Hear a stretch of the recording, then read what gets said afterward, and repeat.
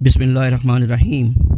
حصہ نمبر 33 میں ہم نے پڑھا تھا کہ کیسے حضرت صلی اللہ علیہ وسلم نے ایک پورا دارالحکومت تشکیل دیا اور مدینہ میں کیسے امن کی فضا کے لیے معاہدے کیے، اور اس کے بعد مدینہ کے جو جتنے بھی اطراف تھے، جو بارڈر تھے، وہاں پہ کیسے عسکری دستوں کو بھیجا تاکہ وہاں پہ وہ نظر رکھیں اور مکے کے راستے پہ خاص کر نظر رکھیں، اور پھر مختلف صحابہ کرام کے شکلوں میں لوگوں کو بھیجا اور سرایہ بھیجے تاکہ وہ راستوں کے اوپر نظر رکھیں، اور جو بھی کوئی وہاں پہ ایسی حرکت نظر آئے ان کے ساتھ وہ مقابلہ کریں۔ اسی کا ذکر چل رہا ہے۔ ایک اور سرایہ حضرت صلی اللہ علیہ وسلم نے حضرت ابو عبیدہ بن حارث بن مطلب کو مہاجرین کے 60 سواروں کے رسالہ دے کر روانہ فرمایا۔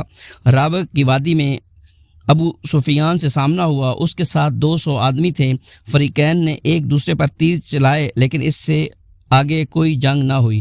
اس سریے میں مکی لشکر کے 2 آدمی مسلمانوں سے آ ملے، ایک حضرت مقداد بن عمر البحرانی اور دوسرے عتبہ بن غزوان المازنی رضی اللہ تعالیٰ عنہما۔ یہ دونوں مسلمان تھے اور کفار کے ساتھ نکلے ہی اس مقصد سے تھے کہ اس طرح مسلمانوں سے جا ملیں۔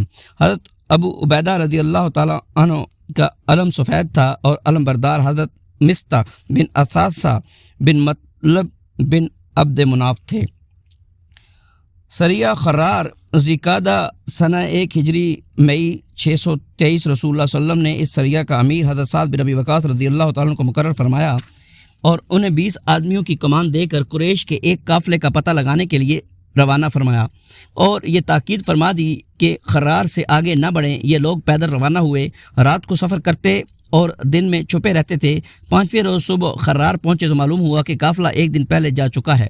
اس سریے کا علم سفید تھا اور علم بردار حضرت مقداد بن عمر رضی اللہ تعالیٰ عنہ تھے۔ غزوہ ابوا یا ودان، سفر سن 2 ہجری اگست 623۔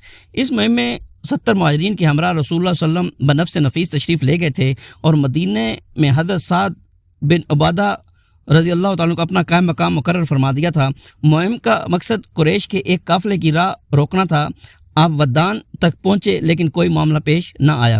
اس غزوہ میں آپ نے بنو زمرہ کے سردار وقت عمر بن مخشی الزمری سے حلیفانہ معاہدہ کیا۔ معاہدے کی عبارت یہ تھی: یہ بنو زمرہ کے لیے محمد صلی اللہ علیہ وسلم کی تحریر ہے، یہ لوگ اپنے جان اور مال کے بارے میں مامون رہیں گے، اور جو ان پر پورش کرے گا اس کے خلاف ان کی مدد کی جائے گی، الا یہ کہ یہ خود اللہ کے دین کے خلاف جنگ کریں۔ یہ معاہدہ اس وقت تک کے لیے ہے جب تک سمندر کو تر لے، یعنی ہمیشہ کے لیے، اور جب نبی اکرم صلی اللہ علیہ وسلم مدد کے لیے انہیں آواز دیں گے تو انہیں آنا ہوگا۔ یہ پہلی فوجی مہم تھی جس میں رسول اللہ صلی اللہ علیہ وسلم بذات خود تشریف لے گئے تھے اور 15 دن مدینے سے باہر گزار کر واپس آئے۔ اس مہم کا پرچم کا رنگ سفید تھا اور حضرت حمزہ رضی اللہ تعالیٰ عنہ علم بردار تھے۔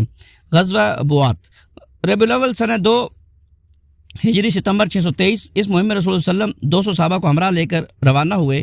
مقصود قریش کا ایک قافلہ تھا جس میں امیہ بن خلف سمیت قریش کے 100 آدمی اور 2500 اونٹ تھے۔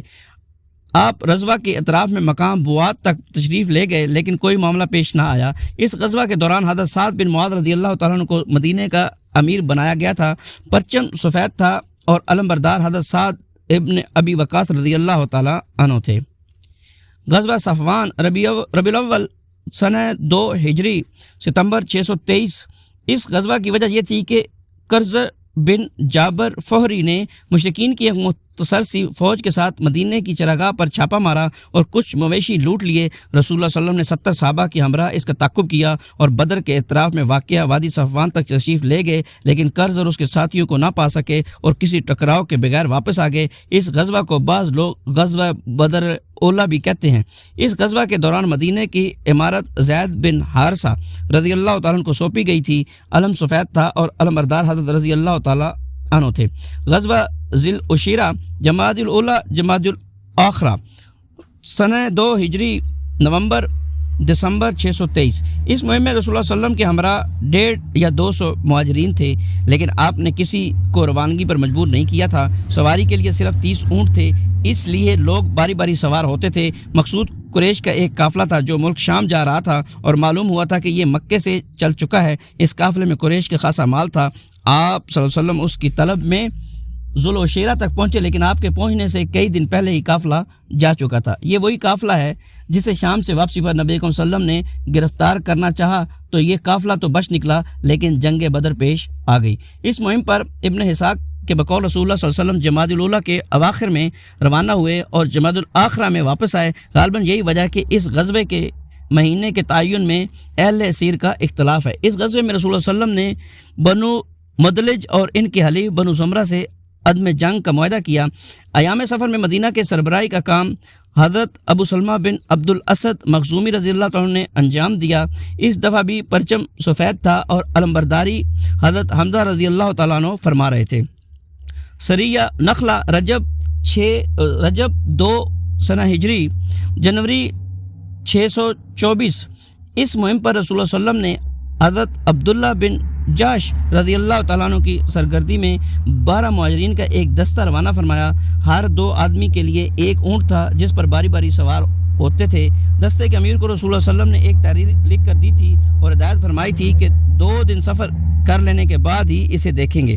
چنانچہ 2 دن کے بعد حضرت عبداللہ نے تحریر دیکھی تو اس میں یہ درج تھا، جب تم میری یہ تحریر دیکھو تو آگے بڑھتے جاؤ یہاں تک کہ مکہ اور طائف کے درمیان نخلا میں اترو اور وہاں قریش کے ایک قافلے کی گھات میں لگ جاؤ اور ہمارے لیے اس کی خبروں کا پتہ لگاؤ۔ انہوں نے سمع و طاعت کیا اور اپنے رفقا کو اس کی اطلاع دیتے ہوئے فرمایا کہ میں کسی پر جبر نہیں کرتا، جسے شہادت محبوب ہو وہ اٹھ کھڑا ہو اور جسے موت ناگوار ہو وہ واپس چلا جائے، باقی رہا میں بہرحال آگے جاؤں گا۔ اس پر سارے رفقا اٹھ کھڑے ہوئے اور منزل مقصود کے لیے چل پڑے۔ البتہ راستے میں سعد بن وقاص اور عتبہ بن غزوان رضی اللہ تعالیٰ عنہ کا اونٹ غائب ہو گیا، جس پر یہ دونوں بزرگ باری باری سفر کر رہے تھے، اس لیے یہ دونوں پیچھے رہ گئے۔ حضرت عبداللہ بن جاش رضی اللہ تعالیٰ عنہ نے طویل مسافت طے کر کے نخلا میں نزول فرمایا۔ وہاں سے قریش کا ایک قافلہ گزرا جو کشمش، چمڑے اور سامان تجارت لیے ہوئے تھا۔ قافلے میں عبداللہ بن مغیرہ کے 2 بیٹے عثمان اور نوفل اور عمر بن حضرمی اور حکیم بن کیسان مولا مغیرہ تھے۔ مسلمانوں نے بام مشورہ کیا کہ آخر کیا کریں، آج حرام مہینہ رجب کا آخری دن ہے، اگر ہم لڑائی کرتے ہیں تو اس حرام مہینے کی بے حرمتی ہوتی ہے اور رات بھر رک جاتے ہیں تو یہ لوگ حدود حرم میں داخل ہو جائیں گے۔ اس کے بعد سب کی یہی رائے ہوئی کہ حملہ کر دینا چاہیے۔ چنانچہ ایک شخص نے عمر بن حضرمی کو تیر مارا اور اس کا کام تمام کر دیا۔ باقی لوگوں نے عثمان اور حکیم کو گرفتار کر لیا، البتہ نوفل بھاگ نکلا۔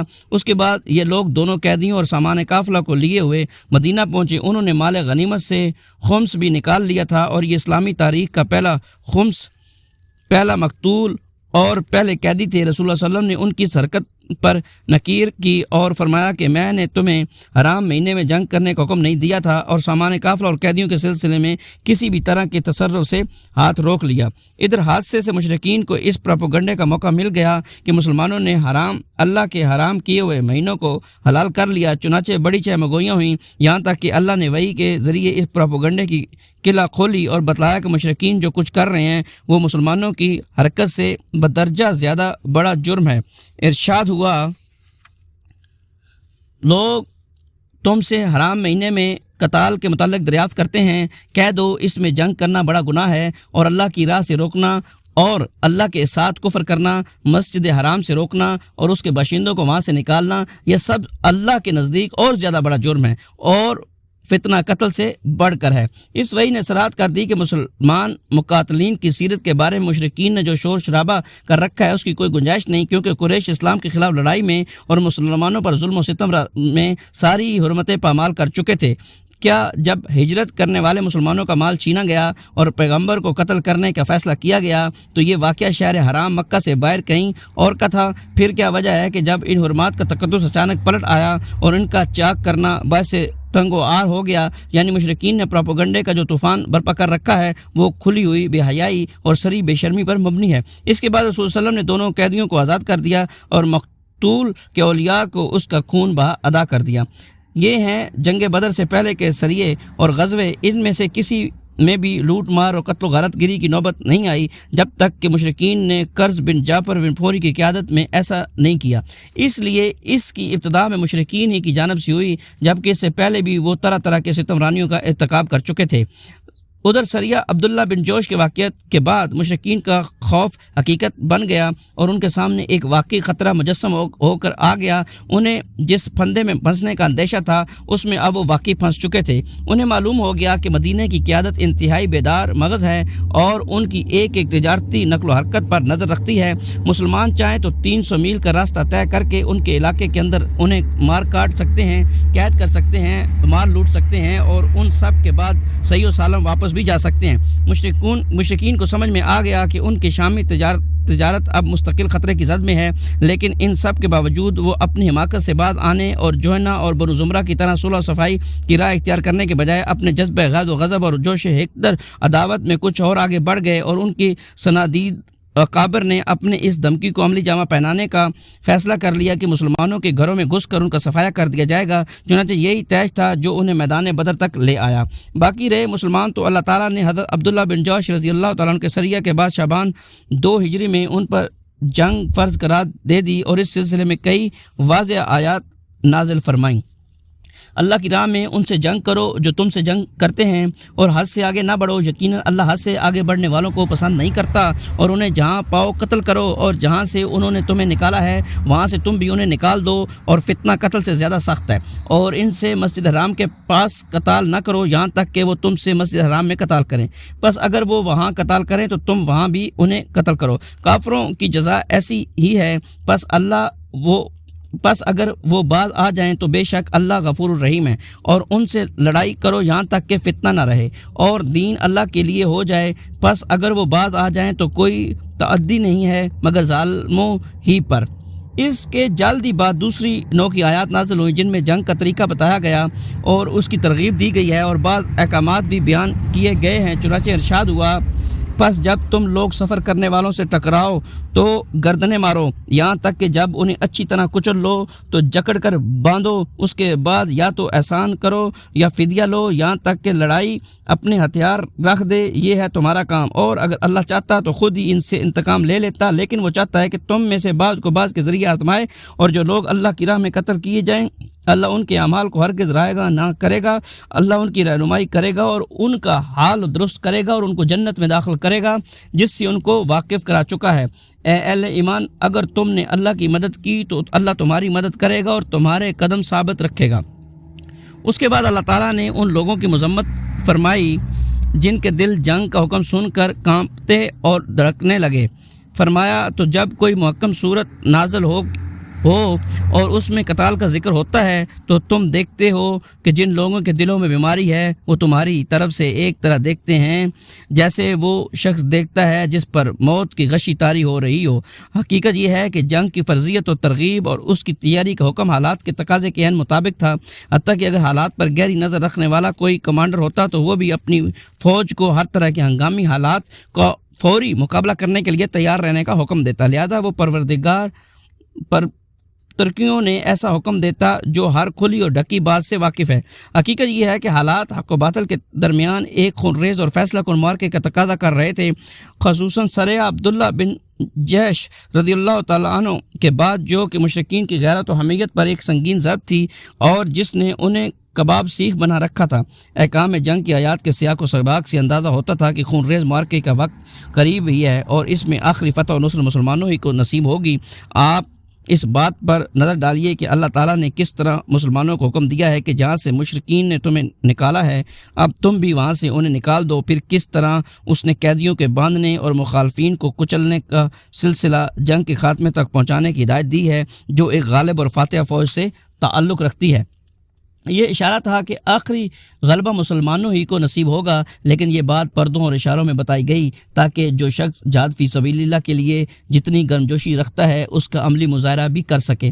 پھر انہی دنوں شعبان سنہ 2 ہجری فروری 624 میں اللہ تعالیٰ نے حکم دیا کہ قبلہ بیت المقدس کے بجائے خانہ کعبہ کو بنایا جائے اور نماز میں اسی طرف رخ پھیرا جائے۔ اس کا فائدہ یہ ہوا کہ کمزور اور منافق اور یہود جو مسلمانوں کی صف میں محض اضطراب اور انتشار پھیلانے کے لیے داخل ہو گئے تھے کھل کر سامنے آ گئے اور مسلمانوں سے علیحدہ ہو کر اپنے اصل حالت پر واپس چلے گئے، اور اس طرح مسلمانوں کی صفیں بہت سے غداروں اور خیانت کوشوں سے پاک ہو گئیں۔ تحویل قبلہ میں اس طرف بھی ایک لطیف اشارہ تھا کہ اب ایک نیا دور شروع ہو رہا ہے جس قبلے پر مسلمانوں کے قبضے سے پہلے ختم نہ ہوگا، کیونکہ یہ بڑی عجیب بات ہوگی کہ کسی قوم کا قبلہ اس کے دشمنوں کے قبضے میں ہو، اور اگر ہے تو پھر ضروری ہے کہ کسی نہ کسی دن اسے آزاد کرایا جائے۔ ان احکام اور اشاروں کے بعد مسلمانوں کی نشاط میں مزید اضافہ ہو گیا اور ان کی جہاد فی سبیل اللہ کے جذبات اور دشمن سے فیصلہ کن ٹکر لینے کی آرزو کچھ اور بڑھ گئی۔